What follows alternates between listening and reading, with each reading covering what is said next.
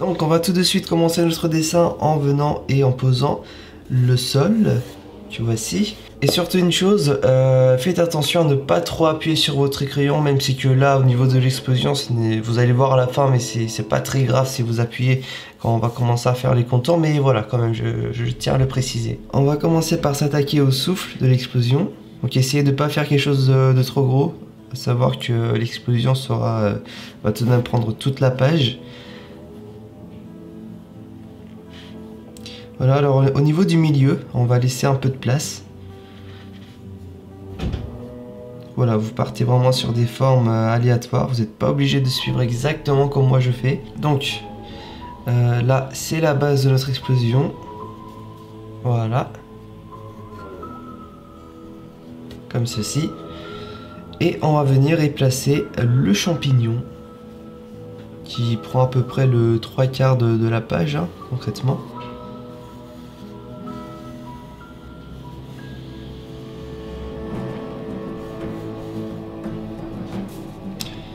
Et voilà, bon, essayez d'être un poil plus précis que moi, c'est vrai que là j'ai un peu fait n'importe quoi. Mais voilà. Sinon, alors il faut savoir 2-3 petites choses. C'est que là on va jouer en fait simplement avec les niveaux de gris.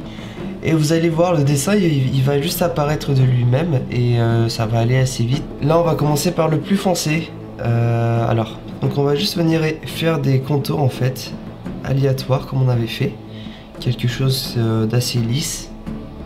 Comme voici. Et on va venir et faire plusieurs types de tâches comme ça dans notre dessin. Alors on va pas en faire énormément, mais voilà, un peu partout.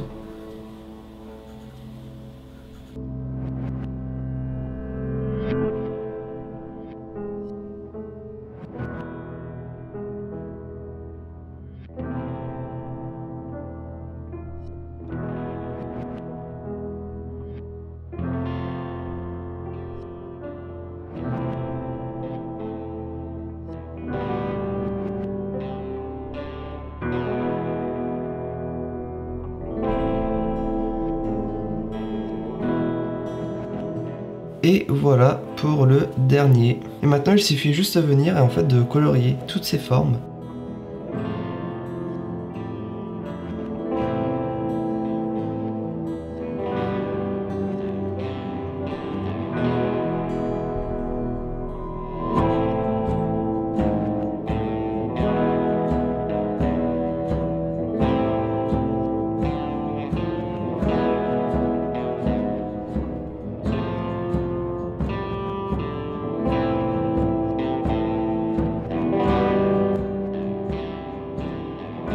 Et voilà, maintenant on va juste venir répéter tout ce qu'on vient de faire, mais avec un niveau de gris qui est bien moins sombre. Voilà, on va revenir et refaire des tâches comme on avait fait au début. À savoir aussi que nous allons laisser certaines parties de l'explosion totalement claires, ce qui veut dire qu'on va juste pas y toucher en fait.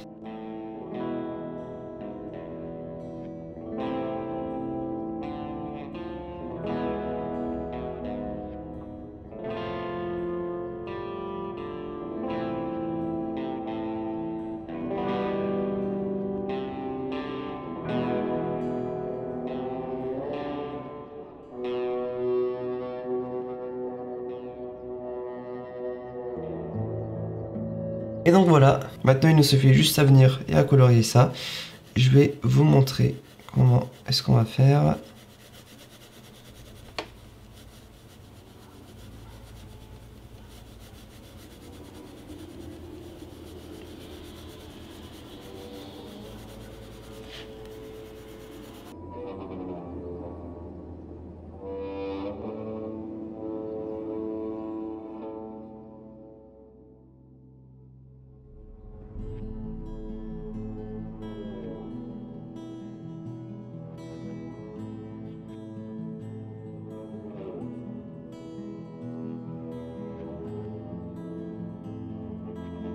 On va venir et mettre le troisième niveau de gris qui sera donc le plus clair.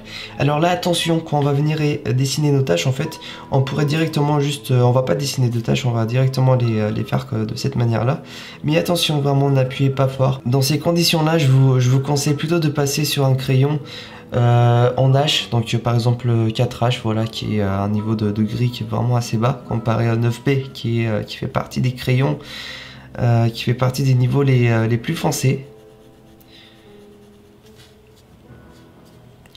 Et donc voilà, on colorie tout ça tranquillement. On appuie très très peu.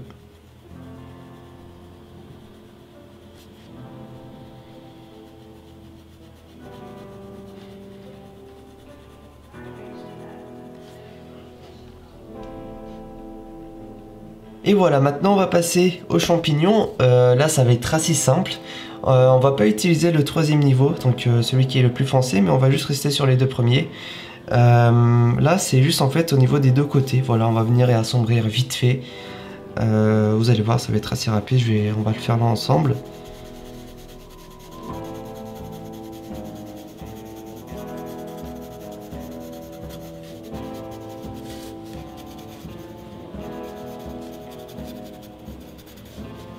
Donc voilà, toujours rester sur cette optique de faire des formes un peu aléatoires. On va venir tout de même assombrir un tout petit peu certains endroits.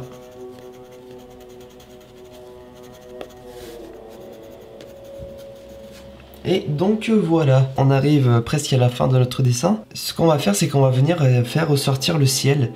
Là, je vais vous montrer un peu l'image que je prends pour exemple.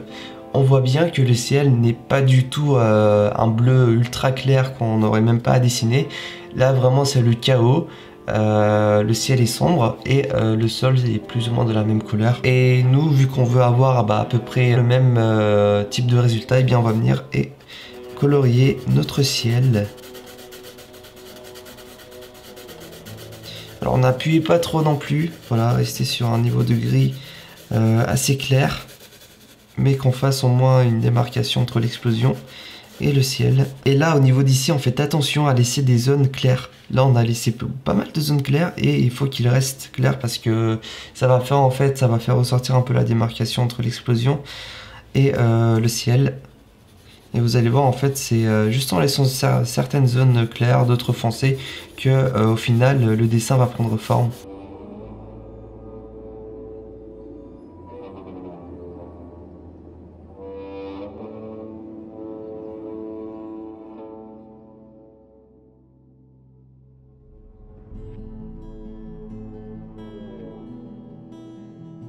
Et d'ailleurs là on le remarque, les contours qu'on avait fait pour l'explosion commencent petit à petit à se fondre avec le ciel, donc c'est pour ça que je disais que c'était pas non plus extrêmement grave.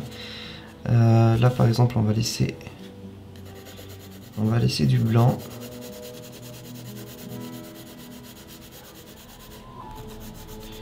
Et voilà pour le ciel. Là on va venir vite fait faire le sol, donc c'est exactement la même manip.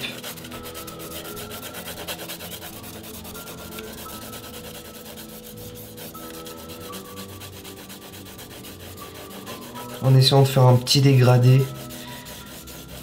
Voilà, du plus sombre au plus clair.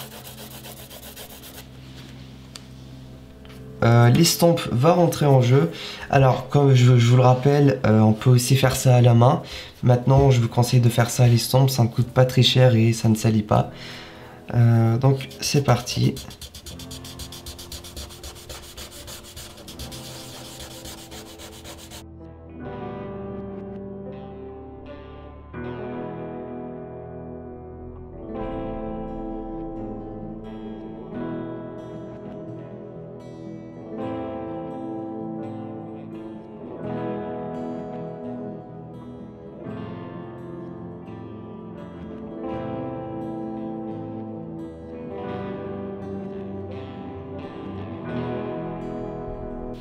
Et donc voilà pour notre ciel. Maintenant on va faire la même chose avec le sol. Donc la dernière étape, on va venir et en fait estomper ces parties là. Bon, moi je me suis un peu raté, je pense que j'aurais dû un poil moins appuyer, mais c'est pas grave.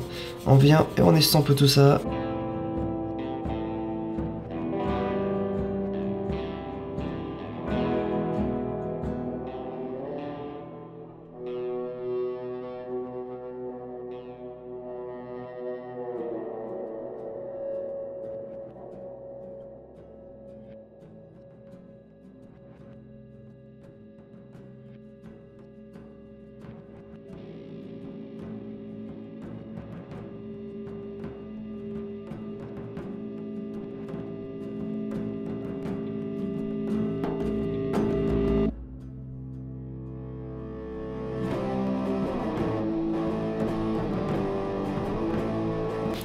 Et donc voilà pour nos explosions, on peut toujours venir et peaufiner un peu tout ça, mettre un peu plus de détails.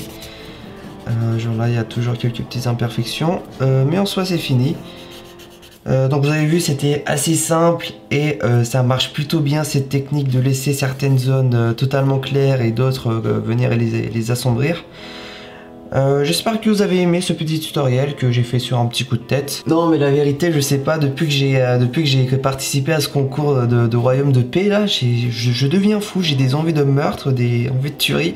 Bon là je pense aussi que je vais faire quelques vidéos autour de Rust, quelques armes, voilà. Ça pourrait être plutôt sympa, surtout que c'est assez rapide, c'est assez facile à faire. N'hésitez pas à lâcher un petit like et à vous abonner si la vidéo vous a plu. Je vous dis à plus tard, salut tout le monde.